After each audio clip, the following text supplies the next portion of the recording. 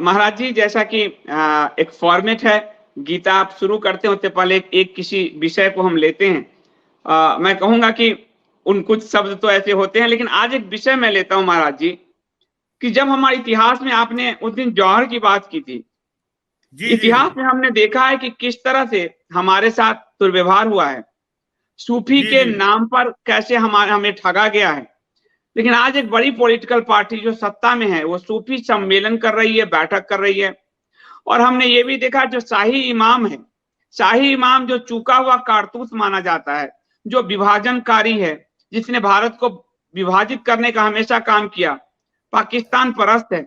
और जो जिसने भी उसका सपोर्ट लिया है, मुलायम सिंह हो, वो उस चुनाव में हारते रहे, वो सोनिया गांधी की कांग्रेस हो हारती रही, अटल बिहारी वाजपेयी हार गए, फिर भी इस सरकार के सांसद हर्षवर्धन फिर भी शाही इमाम से सर्टिफाई होना चाहते हैं। महाराज जी, एक तरफ तो आप गीता के जरिए हिंदुओं को जगा रहे हैं, दूसरी तरफ हिंदुओं को सुलाने की भी व्यवस्था की जा रही है। ऐसे में हिंदू अपना पथ कैसे साधे? संदीप भाई, जब नाश मनुष्य पर छाता है, पहले विवेक मर जाता है। जब किसी का विनाश आता है ना, तो सबसे पहले उसकी बुद्धि खराब होती है। और ये हिंदू नेताओं के साथ हमेशा से होता रहा, ये कोई नई बात नहीं है। ये जो शाही इमाम जिसे कहते हैं, शाही तो पता नहीं ये है या नहीं है, दिल्ली की जामा मस्जिद का इमाम, अभी जो ये सैयद बुखारी है, इसका बाप था अब्दुल्ला बुखारी।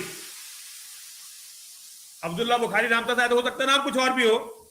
उसने ताल ठोक कर कहा था कि भारत में मैं पाकिस्तान का सबसे बड़ा एजेंट हूं, यदि सरकार में हिम्मत हो तो मुझे गिरफ्तार करें।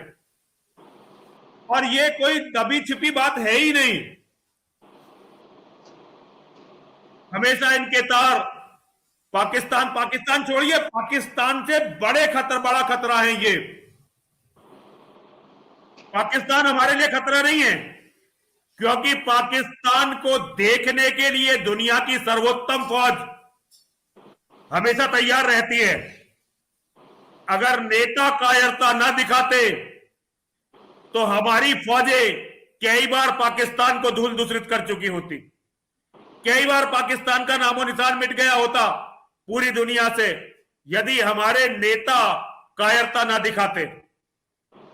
तो हमारी समस्या पाकिस्तान है ही नहीं कभी भी। हमारी असली समस्या है भारत को, पाकिस्तान, पूरी दुनिया को खत्म कर कर इस्लाम को लाने वाले ये बुखारी जैसे लोग। पता नहीं इसका डीएनए चेक किसी ने किया है या नहीं किया है। हमारे यहां बड़े बड़े डीएनए के स्पेशलिस्ट हैं, उन्हें पता होना चाहिए ये बुखारा से आया हुआ मुगल है, ये कोई भारत का नहीं है। इसका डीएनए पता नहीं हमसे कैसे मिलेगा। पता नहीं क्यों हमेशा राजनीति इस व्यक्ति के चरणों में जाकर बैठ जाती है। एक व्यक्ति मुझे ध्यान आया, जब आप इस बुखारी की बात कर रहे हैं ना, तो मुझे एक व्यक्ति ध्यान आया।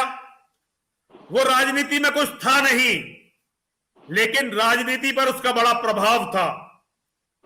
और उस व्यक्ति ने भविष्य को देख लिया था कि भविष्य कितना खतरनाक हो सकता है अगर मुसलमानों की आबादी यूं ही बढ़ती रही। उस व्यक्ति का नाम था संजय गांधी। आज तो बहुत सारे लोग संजय गांधी को मुसलमान का बेटा सिद्ध करने में लगे हुए हैं, और सिद्ध कर भी दिया उन्होंने लगभग। लेकिन निष्पक्ष अगर हम आकलन करें तो ये जो आज का बुखारी है ना, इसका बाप था बड़ा बुखारी। जब संजय गांधी ने जनसंख्या नियंत्रण का एक कार्यक्रम शुरू किया, तो इसी बुखारी से आकाशवाणी पर संदेश दिलवाया था। आकाशवाणी पर संदेश दिलवाया था कि जनसंख्या नियंत्रण, नसबंदी इस्लाम के खिलाफ नहीं है। जो लोग चाहें कर सकते हैं, देश के हित में नसबंदी करवा सकते हैं। आज के ये कमजोर और गलीच शासक और इसने ऐसे स्टेटमेंट नहीं दिया था। संजय गांधी ने पुलिस भेजकर इसे बताया था, मौलाना या तो ये स्टेटमेंट दो, वरना फिर देख लेना मैं तुम्हारा क्या करूंगा। आज के जोकर पता नहीं क्यों इसके चरणों में जाकर बैठते हैं और अपनी दुर्गति करवाते हैं। जो भी इसके चरणों में बैठने गया, ये इतना मनहूस है कि जो भी इसके चरणों में जाता है, हिंदू वही खत्म हो जाता है। ये लोग अपने आप को खत्म करने वाले लोग हैं। हमारे यहां दोबारा से राज सत्ताएं इस बुखारी के चरणों में नतमस्तक हो गई। जो घोषित आईएसआई का एजेंट है, जिसके बाप ने स्वीकार किया था 2.5 लाख लोगों को इकट्ठा करके कि भाई मैं आईएसआई का एजेंट हूं, मैं पाकिस्तान का एजेंट हूं, और सरकार में यदि दम हो तो मुझे जेल में भेजो। और कई बार, सबसे बड़ी बात, इन बाप बेटों के खिलाफ 100 से ज्यादा वारंट हैं, नॉन अवेलेबल वारंट। भारत की कोई भी सरकार इन्हें कभी भी अदालत नहीं दिखा पाई। कोई भी सरकार कैसे दिखा दे, जब सरकार के सारे लोग जाकर इनके चरणों में नतमस्तक होते हैं, इनसे कृपा की उम्मीद रखते हैं, इनसे कृपा चाहते हैं, तो कैसे फिर ये कैसे हो सकता है कि इनकी गिरफ्तारी हो जाए। मौलाना साद पूरे भारत की इकोनॉमी ध्वस्त कर दी एक बार को। एक और लौह पुरुष है जेम्स बॉन्ड, थाना नहीं दिखा पाए। हम सन्यासी हैं। यदि हम ये कहते हैं कि हमारी आने वाली पीढ़ियां खतरे में हैं, तो हमें जेल में ठूस देते हैं। सुप्रीम कोर्ट का सबसे बड़ा टारगेट नरसिंहानंद, क्योंकि सच बोल रहा है। इस्लाम के जिहादियों का सबसे बड़ा टारगेट नरसिंहानंद। सरकार का सबसे बड़ा टारगेट नरसिंहानंद। मेरी समझ में नहीं आता कि यार सब ये मिले हुए हैं क्या संदीप भाई? अच्छा, सबसे बड़ी बात, जो अपने आप को राष्ट्रवादी कहते हैं, मेरा विरोध वामपंथी करना शुरू करते हैं, जिहादी करना शुरू करते हैं, और जितने राष्ट्रवादी उनके साथ लग जाते हैं। संदीप भाई, आपको ये बात कभी समझ में आई? मैं तभी तो कहता हूं नो लेफ्ट नो राइट, क्योंकि दोनों एक जगह मिल जाते हैं। एक शेर सुना दो, आप कहें तो एक शेर सुना दूं? सुना दीजिए महाराज जी। साजिशें रचने से पहले वक्त से तो पूछ ले।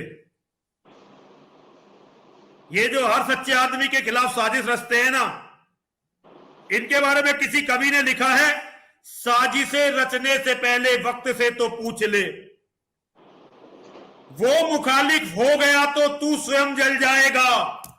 नाम वाले नाज मत कर, देख सूरज की तरफ, ये सवेरे को उगेगा शाम को ढल जाएगा, ये सवेरे को उगेगा शाम को ढल जाएगा।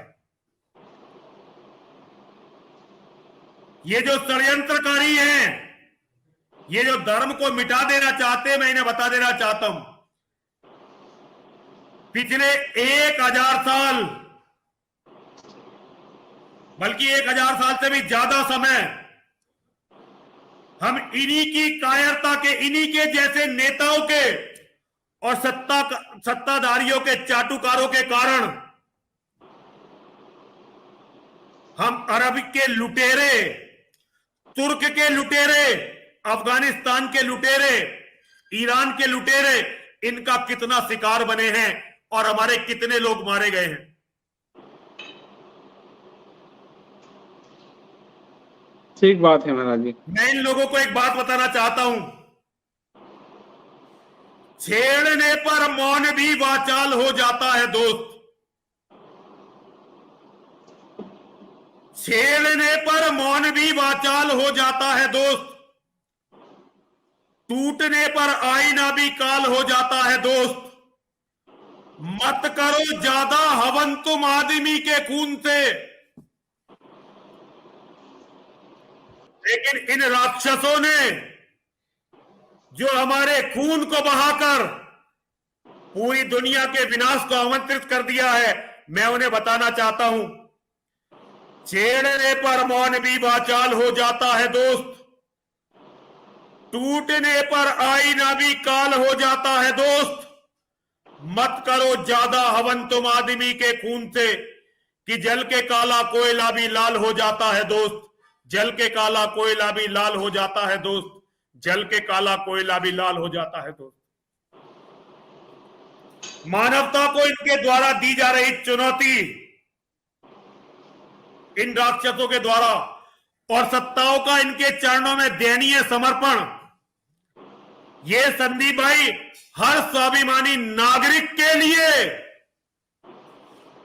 इसलिए मैं ये नहीं कहूंगा कौन भाजपाई कौन कांग्रेसी, कौन साधु कौन ग्रस्त, कौन क्या है, लेकिन सत्ताओं का दयनीय समर्पण इन खुले जिहादियों के चरणों में, ये हर देशभक्त को, हर सनातनी को सर्वसार करता है। और इस हरकत के बाद हिंदू वोट डालने नहीं निकलते, अपने घरों में बैठ जाते हैं, और ये नेता धूल दूषित हो जाते हैं, और फिर हिंदुओं को कोसने लगते हैं इनके दलाल। आज तक मेरी समझ में एक बात नहीं आई, जब ये कहीं जीतते हैं तो जीत मोदी जी के करिश्मे की होती है, तृप्तिकरण की होती है, भाईचारे की होती है। लेकिन जब ये हार जाते हैं तो पता नहीं कैसे वो हार हिंदुत्व की हो जाती है। हाँ संदीप भाई, ये पता चला, ये पहेली कुछ पता चली आपको आज तक? इस पहेली का तो कोई राज नहीं है, आप कोई मतलब कोई इसका तोड़ ही नहीं है कि एमसीडी तक के चुनाव में जीत एक व्यक्ति की है, लेकिन हार सारी हिंदू जाति की हो जाती है। हिंदुत्व की हार हो जाती है, हिंदुओं की हार हो जाती है, और हिंदुओं को गद्दार घोषित कर देते हैं। खुद बुखारी के चरणों में बैठ गए, और गद्दार किसे घोषित करेंगे? गद्दार घोषित करेंगे नरसिंहानंद को, कि नरसिंहानंद की वजह से हम बंगाल हार गए, नरसिंहानंद की वजह से हम चुनाव हार जाते हैं। गद्दार किसे घोषित करेंगे? संदीप देव जी को, जो हर कीमत पर हर कीमत देकर सत्य बोल रहे हैं, आज सच बोलने वाले गद्दार हैं।